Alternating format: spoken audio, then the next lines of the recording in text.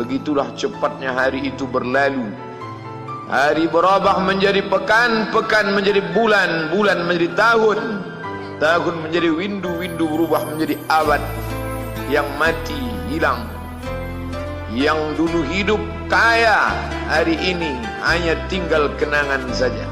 Kemana mereka dulu yang hebat-hebat, bangsawan, para penguasa? Semuanya mati ditelan zaman. Yang tinggal hanya apakah dia orang paling baik, dicatat dengan tinta emas, atau dia orang paling jahat, dihujat, dicaci dan dimaki. Harimau mati meninggalkan belang, gajah mati meninggalkan gading, manusia mati meninggalkan nama, nama yang baik atau nama yang buruk. Wa tilkal ayyamu nudawiluha bainan nas. Demikianlah hari demi hari kami pergantikan di antara manusia. Untuk apa hari ini dirubah Allah Ta'ala? Mengapa hari ini datang silih berganti dan kita ada di dalam zaman itu? Liya'lamallahu alladhina amanu. Allah ingin menguji siapa yang imannya tetap istiqamah, siapa yang masih tetap beriman sampai hari ini. Khatib mengucapkan alhamdulillah, nikmat yang paling besar adalah nikmat istiqamah dalam iman dan Islam. Berapa banyak ketika hari berubah, yang dulunya dia adalah orang baik-baik, hari ini berubah menjadi tidak baik.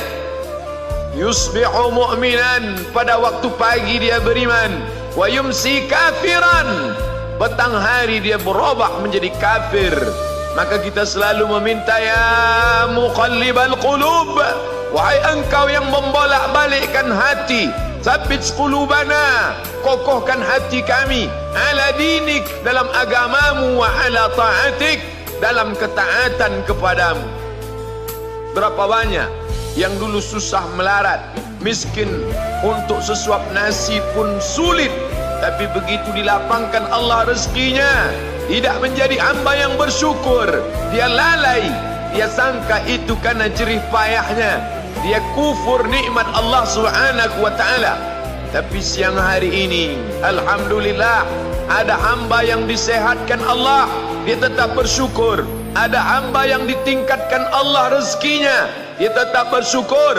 Ada hamba yang dinaikkan Allah kuasanya, dia tetap bersyukur. La in syakartum, kalau kamu syukuri nikmat itu, la azidannakum, pasti akan kutambah. Wala in kafartum, tapi ingat, kalau kamu kufur, kamu ingkar, inna azabi lasyadid, azabku amat sangat hebat, amat sangat dahsyat, amat sangat mengerikan. Berapa banyak orang di masa lalu mati dalam azab Allah Subhanahu wa ta'ala. Tapi itulah manusia, diambil dari kata nasya, lupa. Dia tidak pernah ingat apa yang pernah ditimpakan Allah kepada kaum-kaum sebelumnya. Wa ila samud akhahum salihah, kepada kaum Samud diutus Nabi Saleh. Mana mereka sekarang? Punah, musnah, tidak ada lagi di atas muka bumi Allah. Wa ila madyana akhahum syu'aibah, kepada kaum Madian diutus Nabi Syuaib. Mana mereka sekarang? Punah, musnah, tidak ada jejaknya di atas muka bumi. Wa ila adin akhahum huda, kepada kaum Ad diutus Nabi Hud. Tidak satu pun ada di atas muka bumi. Tapi orang tetap juga angkuh dan sombong. Memang itulah manusia yang berada di atas muka bumi Allah Subhanahu wa ta'ala. Maka orang-orang yang baik tidak pernah berhenti mengajak kepada kebaikan. Umat ini dikatakan baik bukan karena banyak ibadahnya. Umat ini dikatakan baik bukan karena dia pergi bolak-balik ke kota Makkah Al-Mukarramah untuk haji dan umrah. Allah puji umat ini, kuntum khaira ummah, kalian umat terbaik. Kapan? Bila umat ini disebut umat terbaik? Ta'muruna bil ma'ruf, ketika engkau sanggup mengingatkan saudaramu dalam kebaikan. Pagi ingatkan tentang siang, siang ingatkan tentang petang, petang ingatkan tentang malam, malam ingatkan bahwa esok pagi kita tetap berbuat baik. Wa tanhauna 'anil munkar, larang mereka dari perbuatan mungkar. Maka hari-hari yang sudah kita lewati di masa yang lalu, sanggupkah akan pulang kembali? Pepatah Arab mengatakan lan tarji'al ayyamul lati madat, yang lalu tak dapat terulang kembali.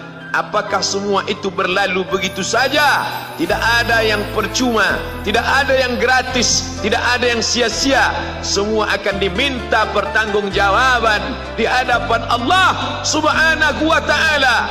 Sejak kita tegak di atas muka bumi ini, sejak kita diberikan nafas, diberikan hidup, diberikan nyawa, maka sejak itu kita ditanya, apa khalaqnakum abatha? Apakah kalian kami ciptakan sia-sia? Apakah kami sangka? Apakah kamu semua menduga bahwa kami menciptakan kamu lalu kamu tidak akan kembali menghadap kami? Semua akan diminta pertanggungjawaban di hadapan Allah Subhanahu wa ta'ala. Tidak ada kata yang dapat terucap dari lidah orang beriman selain ucapan astaghfirullahaladzim. Ampunkan segala dosaku di masa yang lalu. Aku lalai dan lupa ya Allah. Kami termasuk orang-orang yang menghilangkan usia kami ya Allah. Kami tak tahu ke mana umur kami selama ini. Berapa jam untuk perbuatan dosa, berapa untuk perbuatan maksiat. Padahal ketika tiba masanya, kami semua akan menghadapmu, dan pada saat itu semua akan dihitung menit demi detik. Detik semuanya tak ada yang dapat dari luput panggilan Allah Subhanahu wa ta'ala. Tidak ada yang lepas daripada pengawasan. Inna alaikum lahafizin, bersama kamu ada malaikat hafazah kiraman mulia, katibin mencatat, ya'lamuna ma taf'alun, dia tahu semua yang kamu lakukan. Betapa waktu-waktu yang lalu itu tak dapat kita tebus dengan apapun selain kita perbaiki di masa yang akan datang. Tingkatkan kualitas salat berjamaah, tingkatkan membaca Al-Quran.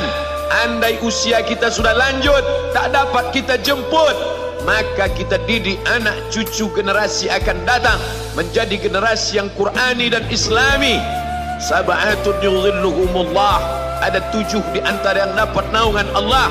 Yauma la dhilla illa dhilluh, hari itu tidak ada naungan kecuali naungan Allah Subhanahu wa ta'ala. Di antara yang mendapat naungan itu adalah syabun, anak muda, nasya'a fi ibadatillah, anak muda yang tumbuh beribadah kepada Allah Subhanahu wa ta'ala.